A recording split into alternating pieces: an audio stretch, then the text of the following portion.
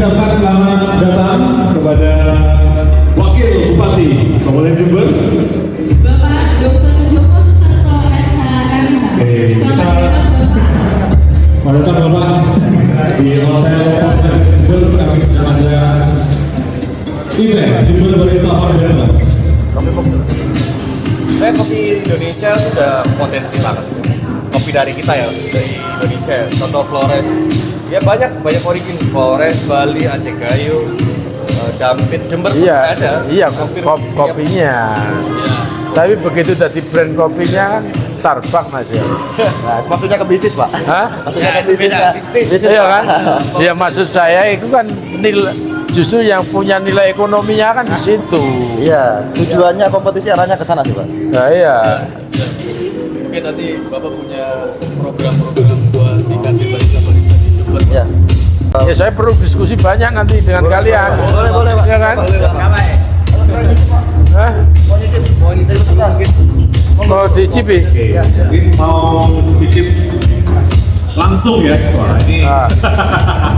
istimewa nih. Ya, kawan. saya kan nggak bisa nilai tapi Bisa dijelaskan ke awal mungkin. apa ini?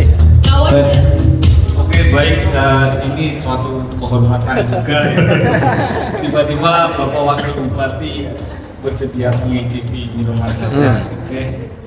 Baik, itu untuk nama minumannya Black Forest. Jadi aku Black Forest terinspirasi dari hal-hal kebanggaan, kesegaran, refreshing.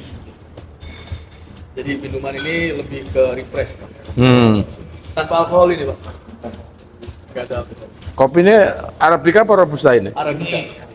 Arabica. Arabica. Oh. Tak coba ya? Silakan. Bapaknya pencinta kopi juga ini. Pas bilang. Ya, Pak. Kurang. Apa kurang enak? Kayaknya enak langsung pengen habis ini.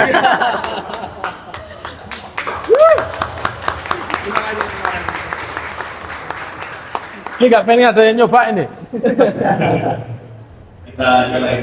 Ya. Oke, terima kasih Pak. Assalamualaikum Bapak, selamat sore. Perkenalkan saya Sofyan dari Barista Class dari Bondowoso Pak. Kami datang ke Jember sangat termotivasi bahwa ada ajang bergengsi di kalangan anak muda meracik kopi menjadi mocktail. Kopi mocktail yang diselenggarakan ini luar biasa bagi kami. Kami ingin terus berkembang juga seperti teman-teman yang di Jember. Butuh komentar, tanggapan, motivasi juga dari jenengan. Pripun nggih, Pak? Ya, terima kasih sudah mau berkunjung ke Jember. Nggih. Apalagi ada event yang diselenggarakan oleh Hotel Fortuna Grande. Nggih. Dan tentunya kegiatan-kegiatan seperti ini perlu kita apresiasi dan perlu kita pahami bersama bahwa Jember Bondowoso pusat kopi, Nggih. kan itu. Nggih. Lah kalau kita cuman kebagian nanam tapi tidak bisa mengolah, ya kita cuman bisa jualan mentahnya saja, kan gitu kan. Padahal kopi itu baru punya nilai.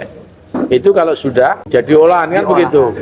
Makanya kreativitas yang dilakukan oleh teman-teman atau anak-anak muda, adik-adik semua yang sekarang lagi gandrung juga tentang perkopian ini perlu kita apresiasi, perlu kita support, kan gitu. Ya saya kira kolaborasi Jember Bondowoso ini juga perlu Dikembangkan. perlu ditumbuh kembangkan. Kita nggak perlu ego sektoral. Wah aku Bondowoso, aku Jember, kan begitu kan?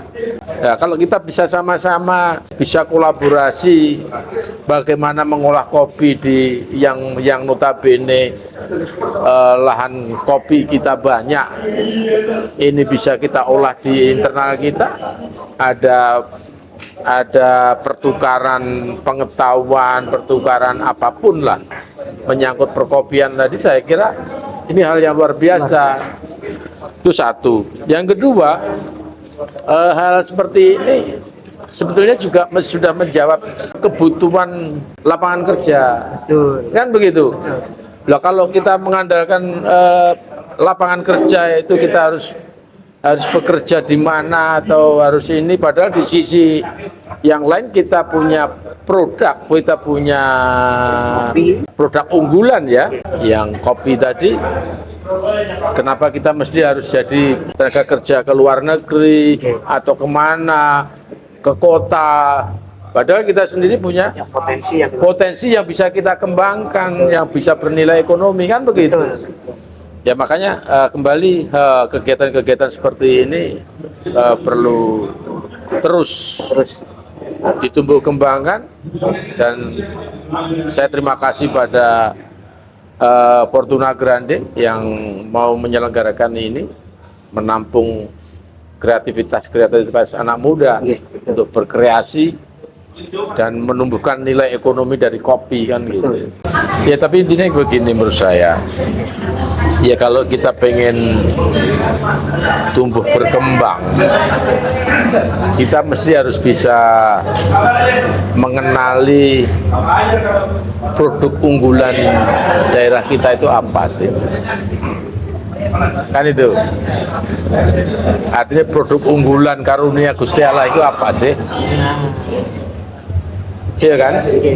Nah, kita sebagai manusia ini kan sebetulnya kan bagaimana mengolah anugerah Gusti Allah tadi menjadi bernilai, kan begitu. Jadi ya mesti kembali bagaimana kita menumbuh kembangkan kreativitas anak muda tadi untuk mendapatkan keahlian masing-masing, kan itu.